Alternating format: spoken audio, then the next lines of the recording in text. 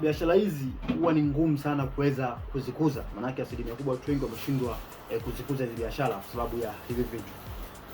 Nasema kwamba kitu cha kwanza mtu labda uende kawa alisukumwa kufanya biashara. Sasa kitu ambacho umesukumwa huwa siku zote ni ngumu sana kuweza kufanikisha, kwa sababu utakuwa huna hamasa kufanya kile kitu, kwa sababu ulisukumwa.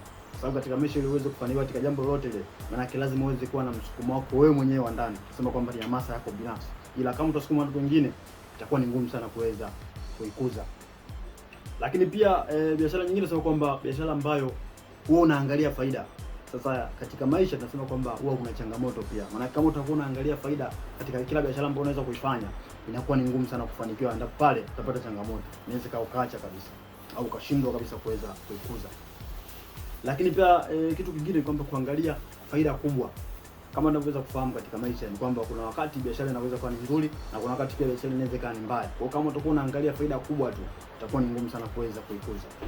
Lakini pia kitu kingine kuiga biashara za wengine. Kama unavyoweza kufahamu katika biashara kuna wengine wanafeli, wengine wanafanikiwa. Sasa ukijikuta unaiga kila biashara, maana yake unaweza ukafeli katika biashara ambayo umeiga. Kwa ni muhimu sana ukaangalia katika moja kati ya vitu ukaangalia ni tabia ipi ambayo unakufanya unaifanya. Hii itakufanya uweze kushindwa kukuza kabisa biashara yako. Mimi ni Robert Chongola, ni mwelimishaji wa masuala ya fedha.